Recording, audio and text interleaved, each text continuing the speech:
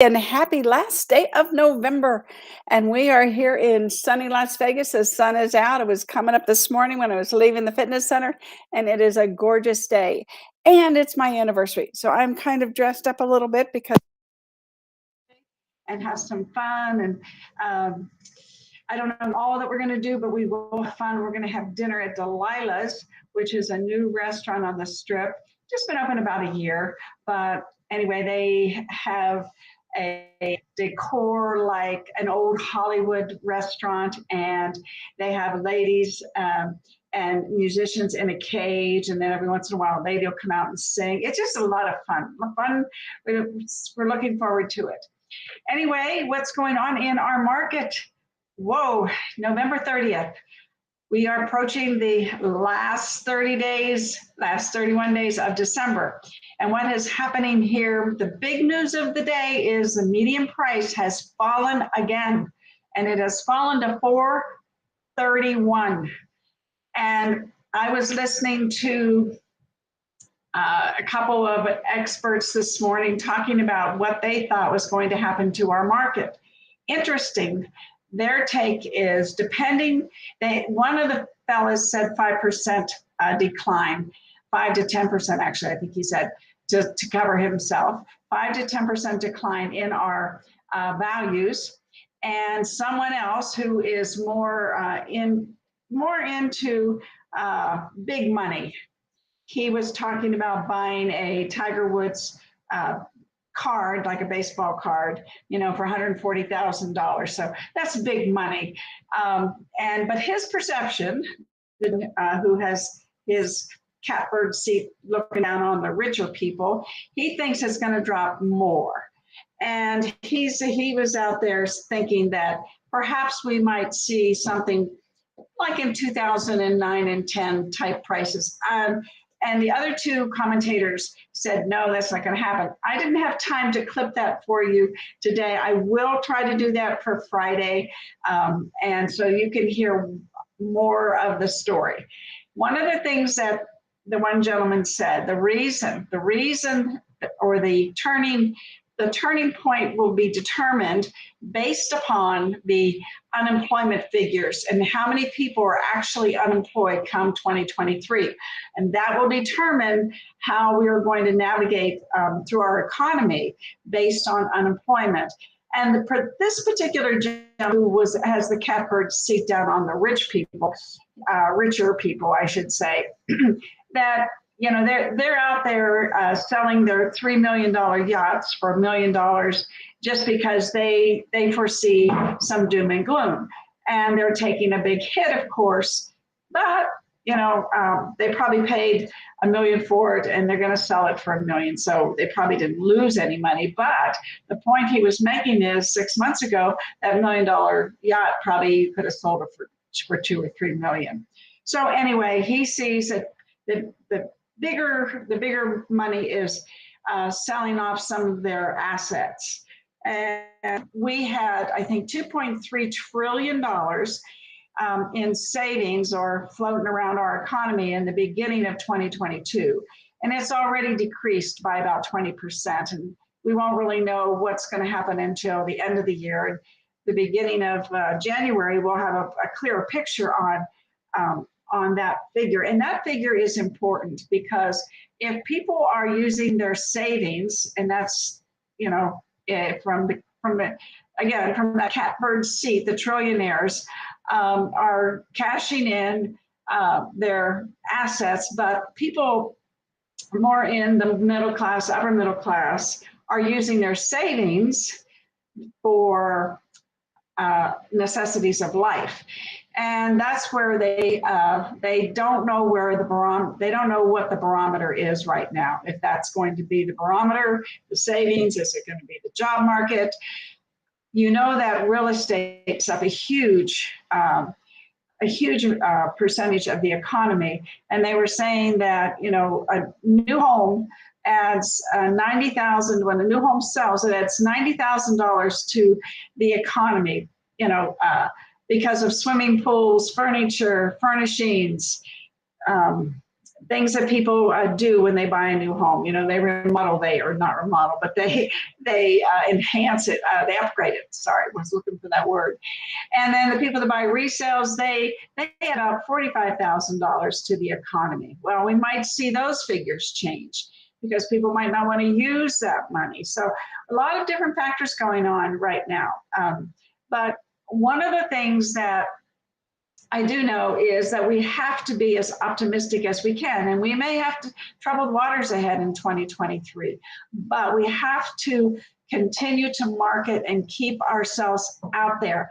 And I know personally during the pandemic, I was doing a show every day, but I could have done a lot more. I could have done a lot more so that when the pandemic was over, my family would have been more financially secured, and I didn't. We were okay, don't get me wrong, we're fine, but there was things that I should have done. And here's the thing, because I had the time, and that's my point. Today, you all have time. You know, we're only selling 64 homes a day. Last year, we were selling twice that or more. And so I know that there's realtors out there that have time. And if you have time, you need to be using that time to create your business plan for 2023, figure out, reverse engineer how many connections you have to make in 2023 to make the money that you want to make. Now, Jimmy and I just did Be the CEO of Your Life today. We had 40 participants, and everybody just gave us rave reviews because we take your business and we dissect it. And when I reverse engineer the numbers, if you need to make $250,000 a year, what do your gross sales need to be? I mean, your gross commissions need to be to net $250,000 a year. And my friend Jennifer Belcastro slowed me down a little bit because, you know, I'm a numbers person and I was going too fast. So Jimmy and I reviewed it step by step, and I would be happy to do that with everybody. If you want me to, I would love to. I'd love to help people. That's why we put that class together.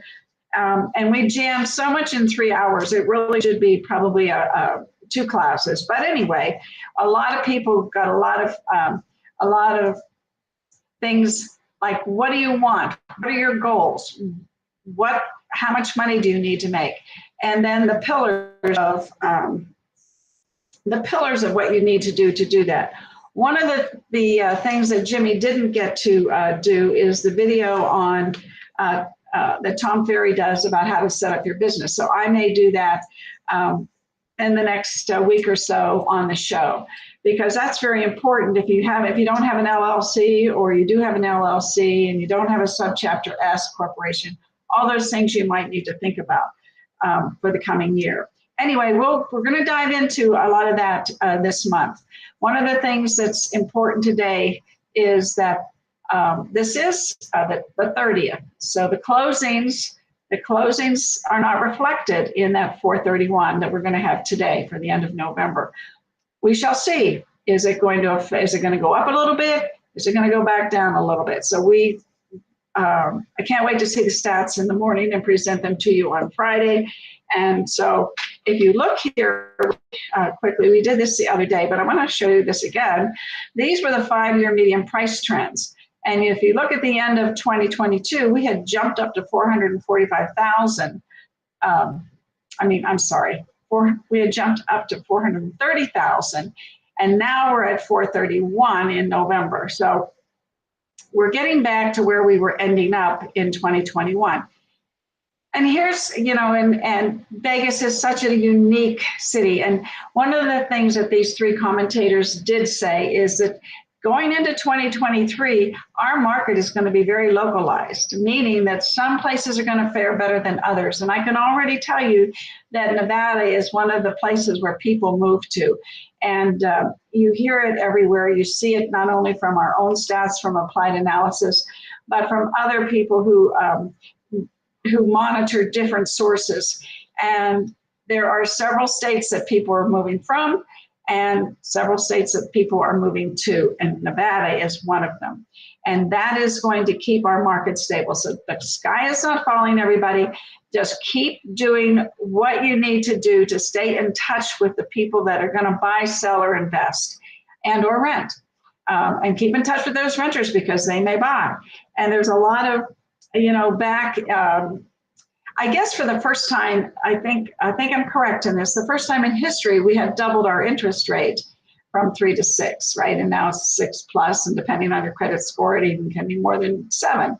So anyway, it's like the ocean is rocking a little bit right now. So we're rocking with it though. But we're very fortunate to be in Las Vegas. Very fortunate. Not only do we have all this sunshine, but we do have not as much rocky road ahead as perhaps some other places. So I just wanted to show you this, that at the end of 2021, we were at 430, and today we are at 431 for the median price. And then we'll fill that November in on Friday and see. And that does change a little bit too, even though Friday will be the 2nd of December. Probably by the middle of December, we'll see the true number after they calculate everything with applied analysis and who works with MLS. And then we'll see what number that is. Okay, so if you are a typical home buyer, last year, if you bought a 400, if your loan amount was 400,000, your payment was $1,665. This year, 400,000, your payment is around $2,600. So that is a big increase, $1,000 a month. That's huge. So, I want to bring up something that I brought up in Be the CEO of Your Life. One of the strategies that I would highly recommend to everybody is this one. We know that there's 150,000 homeowners in the United States. Would you believe 21 million, 150 million, did I say 1,000? 150 million homeowners in the United States. 21 million homes are investment homes. So you have about 170, 180 million homeowners in the United States, but 21 million are investment homes. So to that point, and we have a lot of investors here, because if we go back here, oops, let's see where it goes. Is it here? Yes, if you go back here, investors are buying 31 homes a day. And if we're selling 64 homes a day, guess what? That's 50% of the market. So this is a very important thing for you to do. If you're looking for a strategy to help you meet your financial goals in 2023. So everybody that's in the MLS, Remine is free, and you can go in there and pull the list of non-owner occupied homeowners. They are homeowners, they just don't live in those homes. And then you add those to your database. And if you took the class or you want to take the next class, we go into detail about what is the purpose of a database, well, and how should you really structure it. And I go over all the different ways you should structure it. But one of the important things about a database is it needs to be structured, and this is up to you, how you put that data in. The important thing is being able to get it out and being able to get all those people in that database out of that database that you can market to and that are non-owner occupieds. Okay, so when you put them in there, when you get Remine, you get the Excel spreadsheet and you upload it into your CRM, you want to make sure that you identify those people as non-owners. We call them NOOs, non-owners. And then you add them to the database as non-owners. And then you can go in there and send out mailers, and you send it out to their primary residence. So right away, you know that you're not just going to get the home that they have as an investment, but you're going to get their address so that you can send the mailers to their primary residence. And you can, we go over in the class some of the verbiage for that particular letter, and just one of the things that I've learned from Tom Ferry and Brian Buffini, because they coach thousands of real estate agents, and they hear the stories and they keep track of those stories and the stats that these agents all over the country and the world, because Buffini and Tom Ferry both coach people all over the world. One of the things that they tell you is that you've got to continue to send these mailers. Don't send one mailing and say, oh, well, nobody answered me. No, keep sending them, keep sending them, keep sending the mailers, and keep telling them, that you can help them with a 1031 tax exchange if they want to go from one particular, maybe a condo to a single family home, whatever you see. If you need to do a little research and you need to know, well, do these people invest in condos only, or do they invest in a variety, or do they just do fourplexes or whatever it is?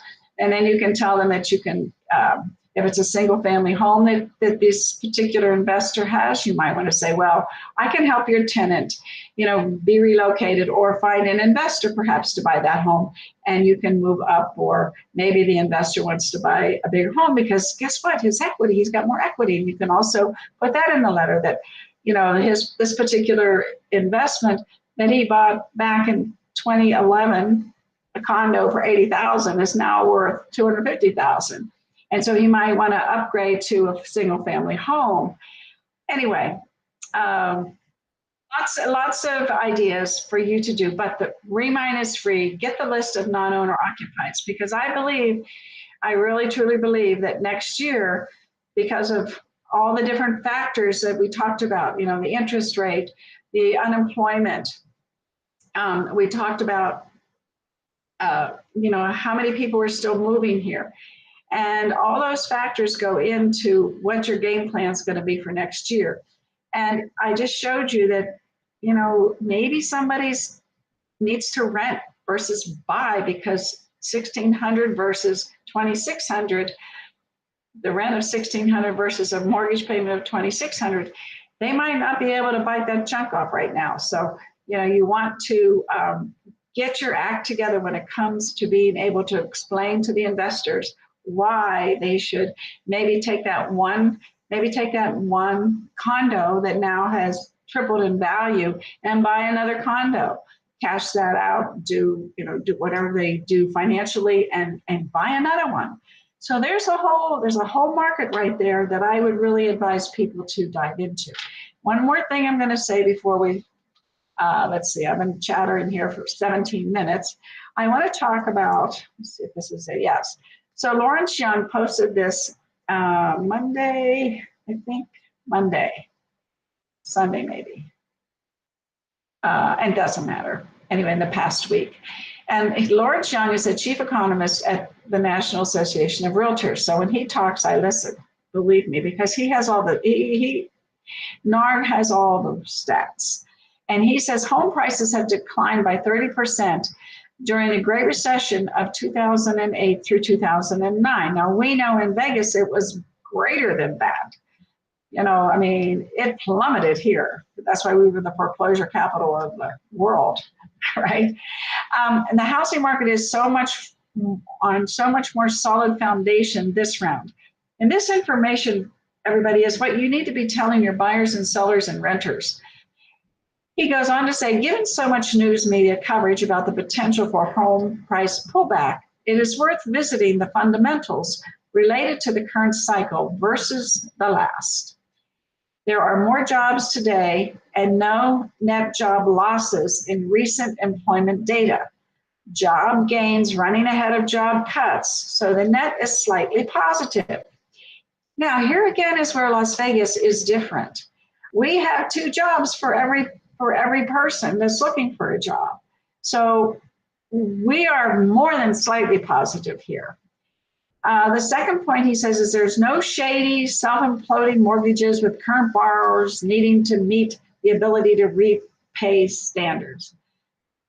Again, no shady, self-imploding mortgages with current borrowers needing to meet the ability to repay standards. And what he's basically saying is, back then, they were having these 1% mortgages that were adjustable, and guess what?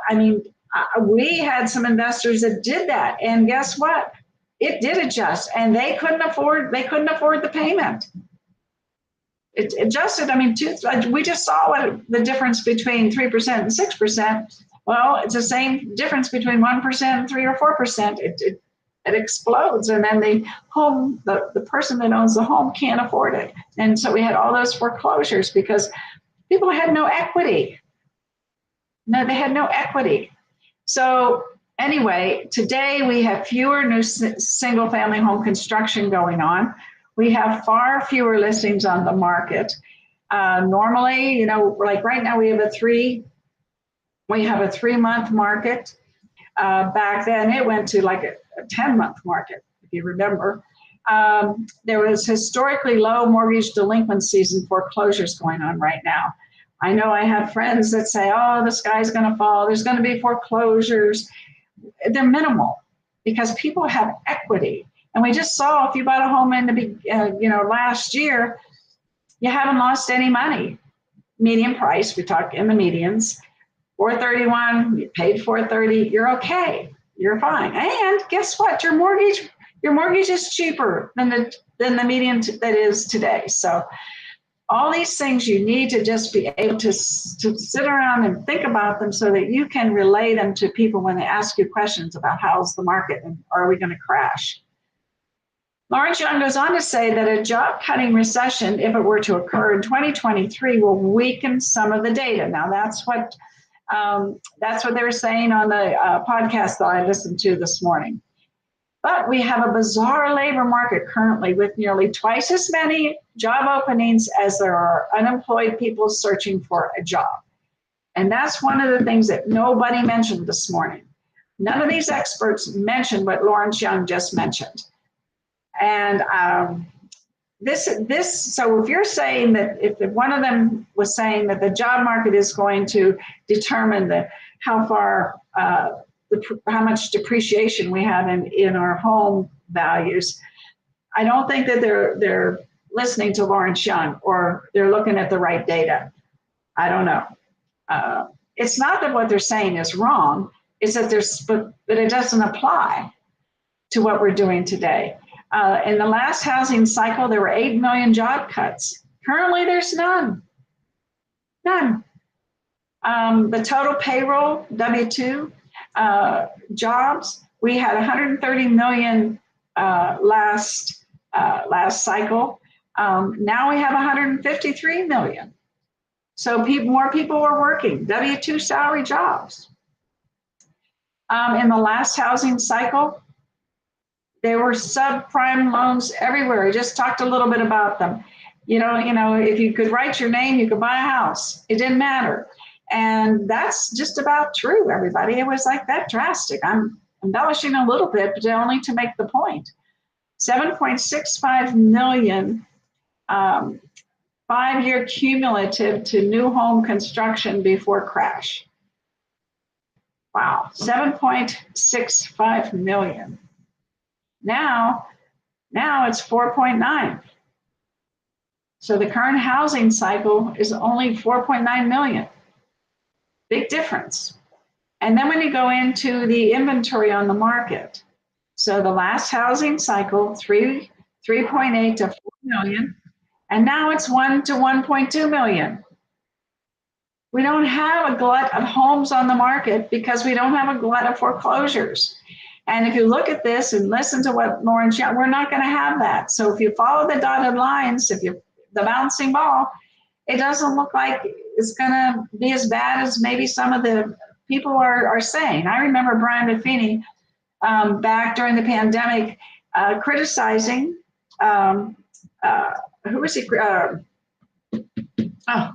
Name just slipped my mind.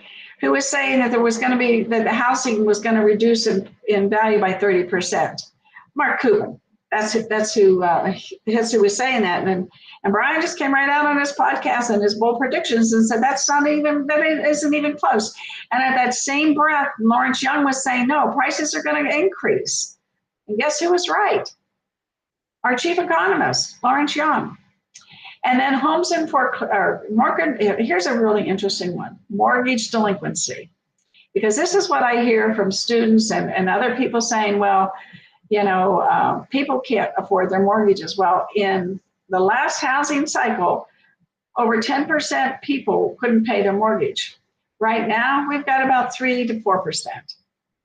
And probably a lot of these mortgage delinquencies still have equity in their home, and he doesn't really define that here that clearly. So those 10% delinquencies, there's nothing they could have done. because they didn't have the equity to sell their home.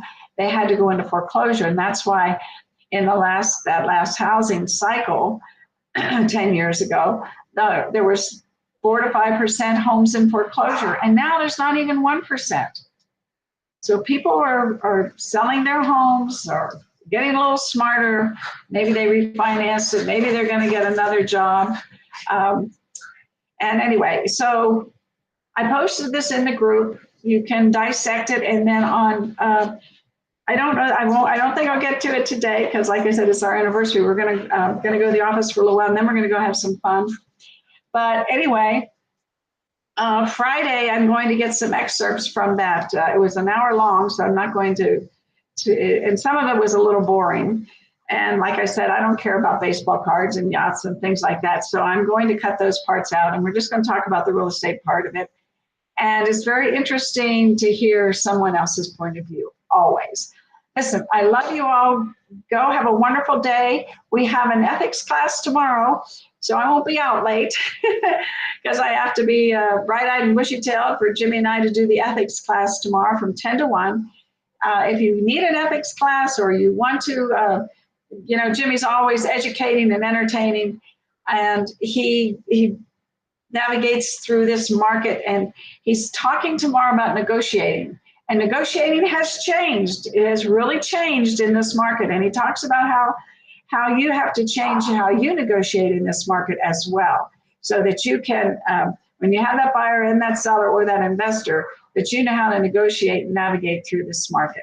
I love you all. Have a wonderful day. It's been a wonderful month, and we'll see what tomorrow brings. December is less than 24 hours away. Have a wonderful day. I love you all. Give me a thumbs up, subscribe, like, give me a comment.